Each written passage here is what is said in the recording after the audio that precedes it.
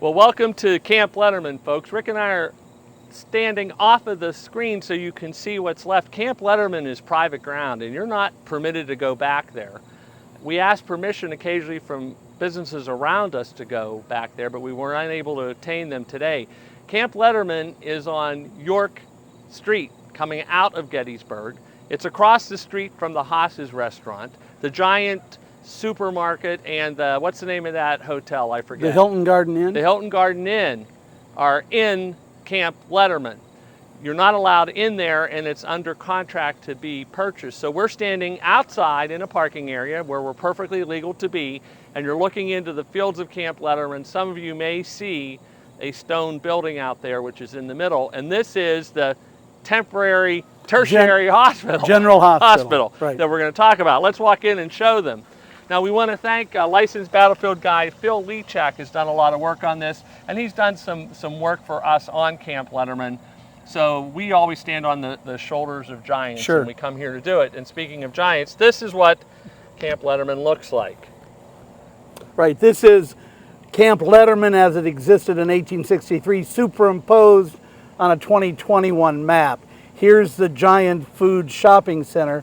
We are standing about right back in here. Route 30 is up here, and as Fran said, there's the Haas's restaurant. So we're at the back end of this large general hospital that was put up. This hospital was opened on July 22nd after the fighting stopped on July 3rd. So between July 3rd and July 22nd, division field hospitals are taking care of all of the wounded and have to hold on to the ones that can't be shipped out via train. But on July 22nd, this large tent hospital is located in this position and opened up. And it's got a lot of reasons to be out here. Right. Everything we talked about at the hospital, this place was known as Wolf's Woods. It was a popular picnic area in That's Gettysburg. Right. There's 2 springs, but more importantly, I don't know if you can get the sensation, the ground slopes towards Route 30.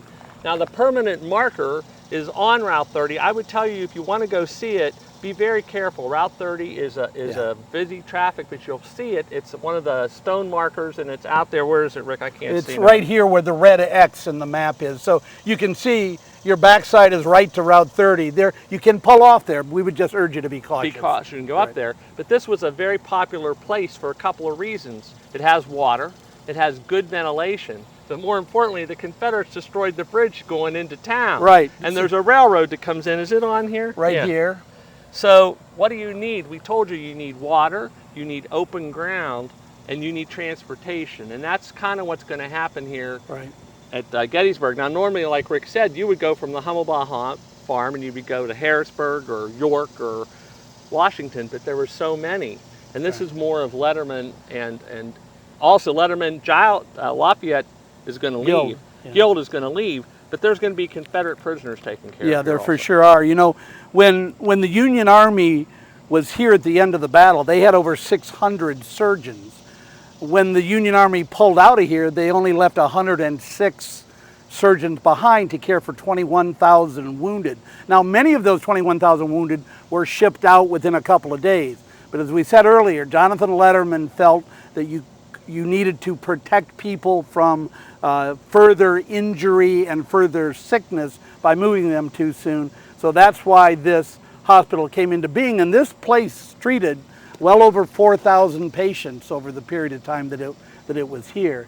It was open for 4 months. It closed on November 20th, 1863, the day after Lincoln gave the Gettysburg Address. So this is an unusual thing. Yes. A tent general hospital in the Civil War. There might be one at Shiloh that we hear off and on, but we think this is the only one out here. Jake, do you have anything? I think it's the only one. There were 10 hospitals in Antietam. Right. Yeah. Smoketown Hospital. Yeah. But the massive size of this it really kind of dwarfs everything else that was used. And we're starting to see the beginnings of an understanding of sterility, an understanding of disease, and an understanding of just simple cleanliness with the way the trenches were set up, latrines were set up. Well, I mean, one of the first things Letterman came up with, he told the soldiers, you're not allowed to go to the bathroom on every tree between here and Antietam. You got to go to some place. They don't, it's kind of hard, huh, Rick? They're kind of hitting all around it, but they just haven't figured out that there could be something they don't see. They set the tents up here to take advantage of the westerly airflow to get the malaire out of here. I think one of the things that's beginning to happen that we see as progress is being made in medical care in the Civil War, and it's true that medical progress occurs with every military conflict, but medicine is moving into a scientific age through the Civil War. It's not too long after the Civil War that we begin to understand bacteria, we begin to understand clean surgery. And what you said, Fran, is true. Largely because of the school of hard knocks, we figured out you got to go to the bathroom somewhere away from your water source, otherwise people are going to get really, really sick. And now this is where the women of the town and the women come in to help. Nurses, some of them nurses by trade, but some of them morphing out. I like to tell the nurses that come along with us, this is the Victorian era. And if you talk to nurses who work in hospitals and say, so what do you think a delirious 21-year-old patient would be like? They just laugh, because we know these men are no different. They're in pain, they're making suggestive remarks. Now this is the Victorian era. The only naked man you would ever see would be your brother when you're diapering him, and your husband. But we know that some of these ghastly wounds, these women are holding men in positions that they really weren't supposed to hold in. They were seeing things that they really shouldn't see, but yet they're here, cooking meals and feeding good nutrition. Like nutrition was an idea, but not the science that it's become today. And I tell people all around, if you're a woman saying, man, we didn't do much in the Civil War, you're wrong, because it is the Victorian era. And in the Victorian era, you didn't talk about it. So what do you see when you talk about women? They write about, oh, I wrote a letter home, I read scripture to him. We know that's totally different in the real world. Yeah. And the nurses in here would say, yes, and people don't change in 158 years. Pain is pain. Yeah. But what's the Victorian era, folks? They're not going to write long, lengthy things about it. And the other, kind of interesting. Yeah, the other thing I would mention is the support at Camp Letterman of the civilian organizations that were here to help the Army Medical Department. Organizations like the U.S. Sanitary Commission, the U.S.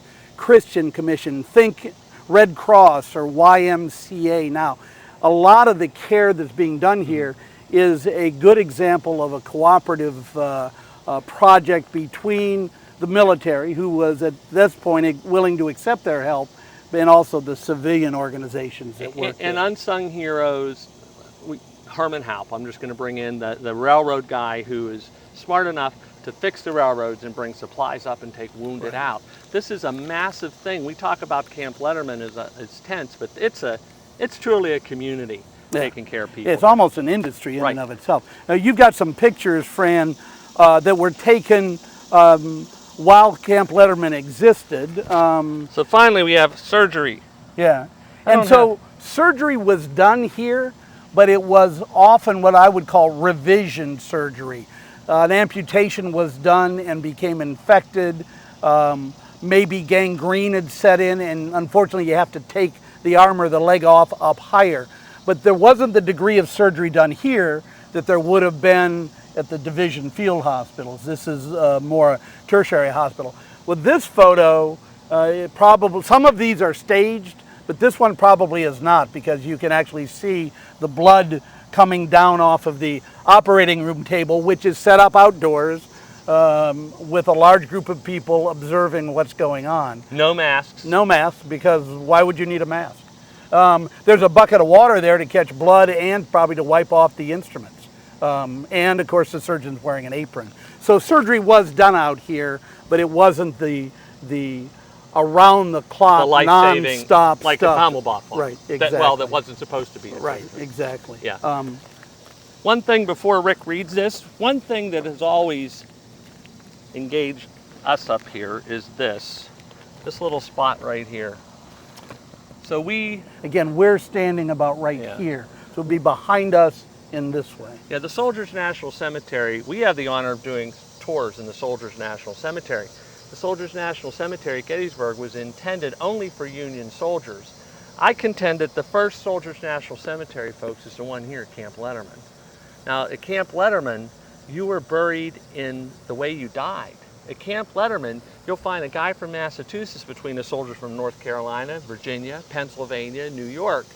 Here at Camp Letterman, it didn't matter whether you wore blue or gray, in my opinion. Right. And I always tell people this is probably the first Soldiers National Cemetery. Now, supposedly everybody's been taken out. We have lists of these men that are here, but it's one of the reasons that we hope maybe someday we can hold Camp Letterman here, because honest to God, this is, in my opinion, we talked about by 2 years into the Civil War, the soldiers have kind of given that up. Oh, you're not in my division, you're not in my, no, you're hurt, you're next, and they're starting to do the right thing. And I got to tell you, this is the right thing. Yeah, yeah. This is the right thing. So this is one of those areas that we should keep. Go ahead, Rick. I'll read you a description of what the camp looked like, and we'll have some more illustrations for you. Fran mentioned nursing. Nursing as a profession did not really exist strongly before the American Civil War. There were Catholic nuns whose vocation was nursing, but many of the women who went into nursing these wounded men were strictly volunteers or women from the local communities. One of the most well-known nurses here is a lady by the name of Sophronia Buckland, and she wrote a description of what Camp Letterman looked like. The hospital lay in the rear of a deep wood in a large open field 1.5 miles from Gettysburg, and overlooking it, the single line of rail which connected the battle town with the outer world. The hospital tents were set in rows, 500 of them, seeming like great fluttering pairs of white wings brooding peacefully over those wounded men, as though to shelter them from further evil. Walks were thrown up between those rows in order that they might dry quickly after the summer rains. The ground, now sodded, soon to be hardened by many feet, was the only floor in the wards or in our quarters. So this is a big operation, and it covers quite a bit of ground. Right. So luckily our friend Bill Frazanino, who everybody knows, has taken pictures of Camp Letterman. Can we show them? Well, they're reproduced. They were taken by one of the Civil War photographers that's name is well known by the name of Tyson. Come on up here, guys. We need some help. So you have A. This is A. I need B. This is B. Come on up, my friend.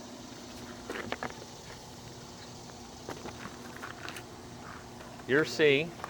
And then here, hook yourself. Oh, you go here like this. Everybody move down one. Cool. So we're going to stand back, folks. These are the 4 pictures of Camp Letterman blown up for you, and licensed battlefield guides and people like the National Museum of Civil War Medicine.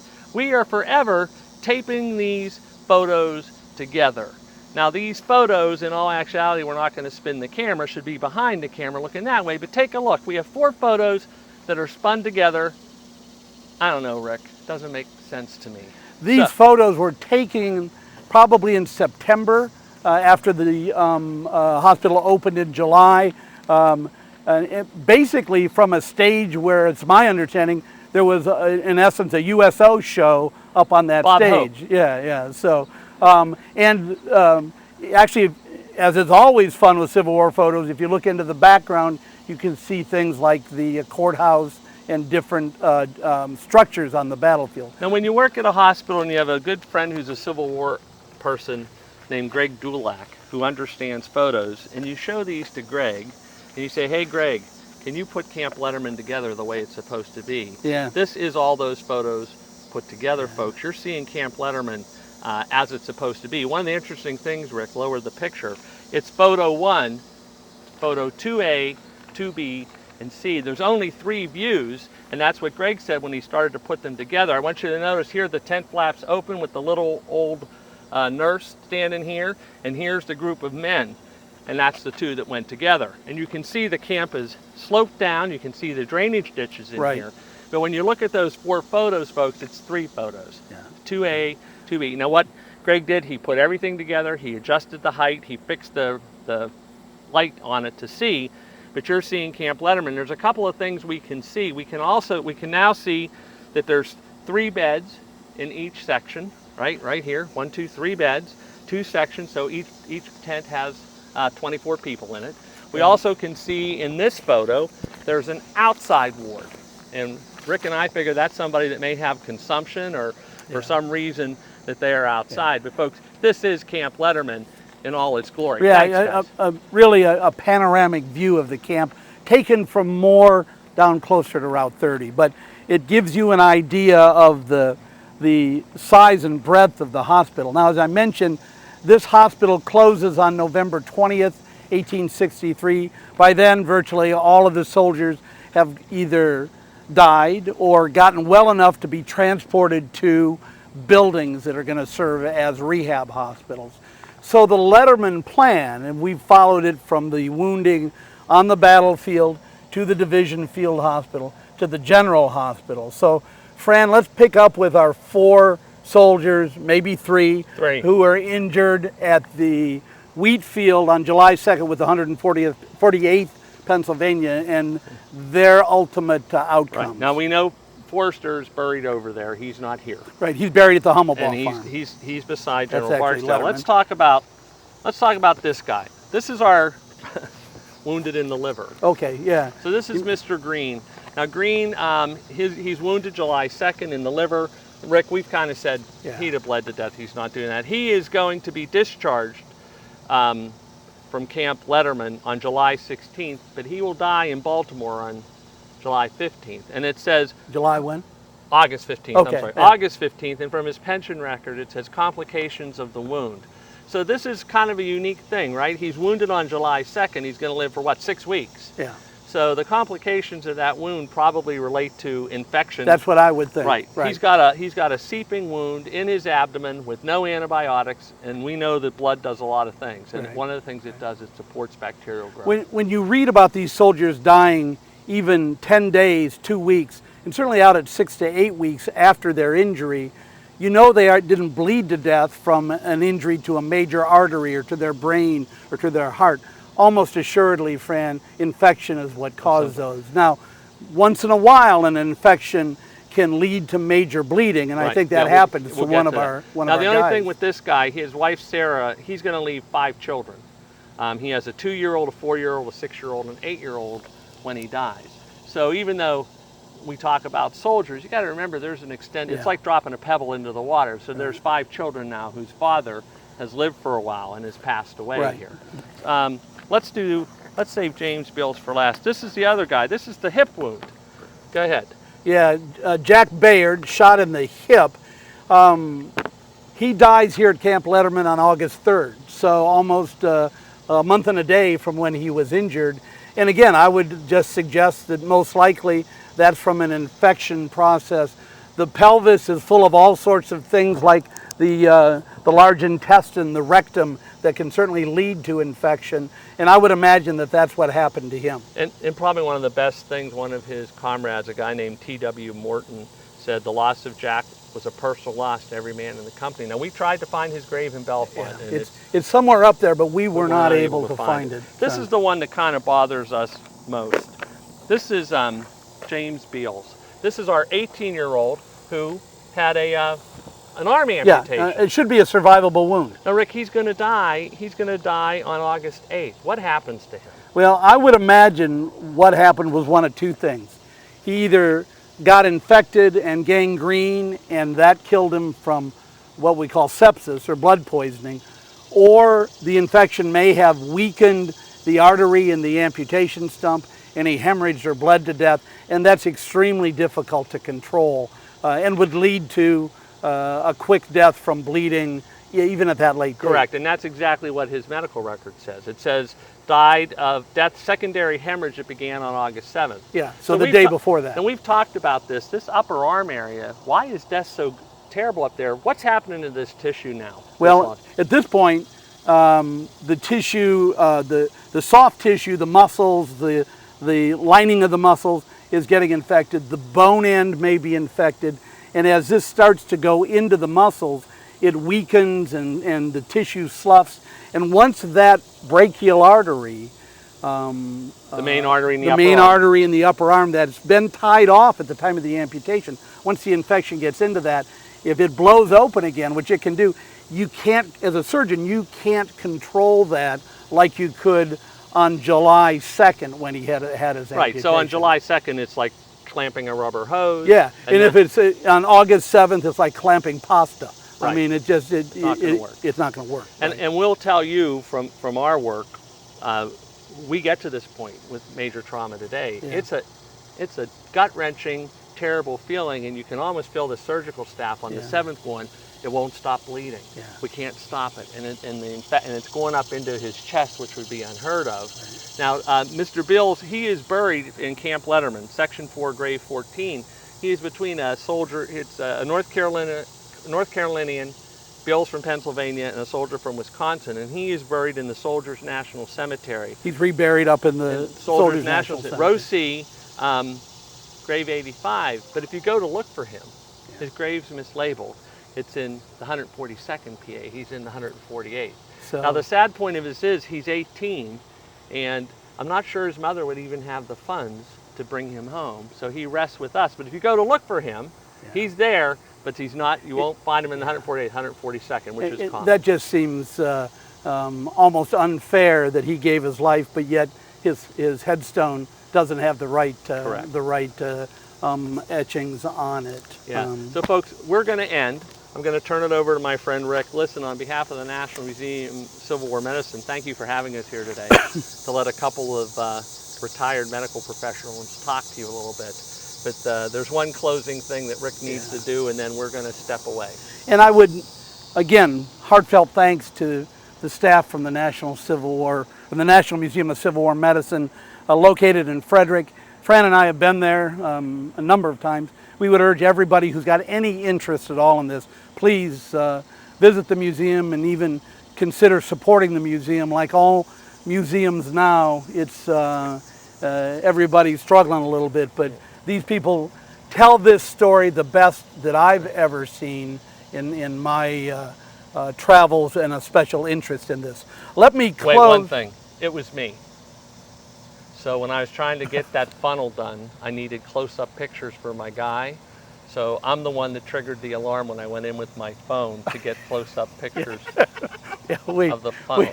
You told me not to. You said, I think they're labeled. We met the but staff. I stuck my phone in there because the guy was on the other end. He goes, get me one from the top. And I think it's when I went to the top that we met the staff. Everybody's very nice. They were very nice. But this voice from God came over.